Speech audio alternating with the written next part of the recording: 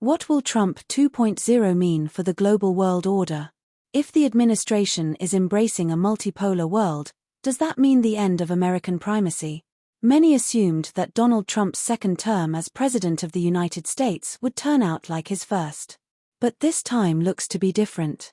In his opening weeks, the U.S. president has taken a flurry of actions he never attempted before, wielding sweeping tariffs against the U.S.'s neighbors, upending portions of the federal workforce, and attempting to change constitutionally enshrined citizenship laws through executive order. The early signs on foreign policy are no exception. In his inaugural address, Trump said next to nothing about the issues that have dominated U.S. foreign policy for decades, matters of war and peace in Asia, Europe, and the Middle East. Instead, he spoke of expanding U.S. territory in the Western Hemisphere and going to Mars, harking back explicitly to the 19th century tradition of manifest destiny. Astoundingly, Trump mentioned China solely for the purpose of accusing it, inaccurately, of operating the Panama Canal. When he turned beyond the Americas, Trump's most telling line signaled restraint. We will measure our success not only by the battles we win but also by the wars that we end, and perhaps most importantly, the wars we never get into. I didn't think Trump's second act would be that bad. Oh, how wrong I was. Awa Mardawi. Awa Mardawi. Read more. Then Marco Rubio, the Secretary of State, made even more pointed and intriguing remarks. Rubio ran for president in 2016, vowing to usher in a new American century, the mantra of post-Cold War neoconservatives. But days ago, sitting for his first lengthy interview as America's chief diplomat, he emphasized the need for a foreign policy grounded in the U.S. national interest and said, "So it's not normal for the world to simply have a unipolar power. That was an anomaly. It was a product of the end of the Cold War, but eventually you were going to reach back to a point where you had a multipolar world, multi-great powers in different parts of the planet. We face that now with China and to some extent Russia, and then you have rogue states like Iran and North Korea you have to deal with. For a U.S. Secretary of State to announce that the world is now multipolar, or is inevitably heading in that direction, is historically significant." Hillary Clinton also used the M-word in 2009 at the start of her tenure in the same role, but she invoked it less than affirmatively. Clinton professed a desire to move away from a multipolar world and toward a multi-partner world. Rubio, by contrast, meant that a world of multiple poles or powers is to be accepted, not resisted. He also implied that U.S. foreign policy had long been off course, having taken unrivaled American dominance to be a normal or necessary condition when in fact it was destined to disappear. At the end of the Cold War, Rubio explained, "We were the only power in the world, and so we assumed this responsibility of becoming the global government in many cases, trying to solve every problem." The message, no longer. Still, no longer could lead down any number of roads. Read against the Trump administration's America-centric start, Rubio's comments have provoked dread, or excitement, depending on the perspective, that the United States will radically reduce its political military role beyond the Western Hemisphere even as it asserts its power within the Americas. For traditional figures in Washington, the fear is that Trump 2.0 will give China and Russia a free hand to command spheres of influence in their regions, so long as they permit the United States to police its own sphere.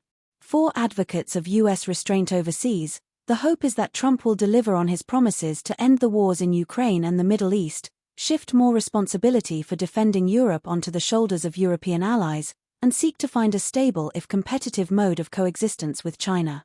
If Rubio thinks the world is now multipolar, presumably it follows that the United States should abandon the approach it pursued in the bygone age of unipolarity, a grand strategy of primacy or hegemony, as scholars call it. No one is safe from Trump's racist agenda. Bakery tea sellers. Read more. Perhaps. Rubio, though, was not nearly so conclusive. Throughout the interview, he referred to the governments in Moscow and Beijing in adversarial terms, which hardly suggest a willingness to grant them spheres of influence. Nor is there a straight line from acknowledging the loss of unipolarity to abandoning primacy. Even in a crowded, competitive landscape, the United States could try to remain militarily stronger than every rival, retain all its globe-spanning defense commitments, and maintain a large troop presence in Asia, Europe, and the Middle East simultaneously. Those are the elements of primacy. Rubio did not renounce any of them. The United States, in short, could still pursue primacy without enjoying unipolarity. Indeed, in associating multipolarity with the existence of multigreat powers, Rubio may have meant to affirm the outlook of the first Trump administration, which adopted great power competition as a watchword. For Trump 1.0, as for the Biden administration that followed, the rise of China and the assertion of Russia did not compel Washington to pare back its military commitments and presence. Quite the contrary. Over the two presidencies, NATO enlarged to 4 new countries. The U.S. military presence in the Middle East, excluding Afghanistan, remained stable, and the United States deepened security cooperation with Ukraine, Taiwan, and others. So far, the appearance of formidable rivals has done less to discipline U.S. ambitions than to furnish U.S. global primacy with a new rationale, to stand up to the aggressive and revisionist activities of America's adversaries. As Rubio put it, China wants to be the most powerful country in the world and they want to do so at our expense, and that's not in our national interest, and we're going to address it. But Rubio did signal more restraint than a continuation of business as usual. Just after his remarks on multipolarity, he noted that the Second World War ended 80 years ago and that if you look at the scale and scope of destruction and loss of life that occurred, it would be far worse if we had a global conflict now. Since the end of the Cold War, U.S. leaders have invoked the Second World War almost exclusively to exhort the country to lead the world. Rubio, by contrast, did so to caution against the dangers of overreach. He continued, "You have multiple countries now who have the capability to end life on Earth. And so we need to really work hard to avoid armed conflict as much as possible, but never at the expense of our national interest. So that's the tricky balance." Quite so. In recent years, the risk of conflict between major powers has grown acute. The war in Ukraine, in which one major power is fighting directly on its borders and the other heavily arming its opponent, had no parallel during the Cold War. A US-China military conflict over Taiwan would be ruinous. In a country unused to paying noticeable costs for foreign policy choices, and a world that no longer remembers the last general war, Rubio delivered a salutary message. The Guardian view on Donald Trump's power grab, a coup veiled by chaos. Read more. The policy test, however, is still to come. If the new administration is serious about avoiding catastrophic wars, without exposing core U.S. interests to great power predation, it will make a determined, sustained diplomatic effort to end the war in Ukraine and minimize the risks of escalation if initial talks do not succeed.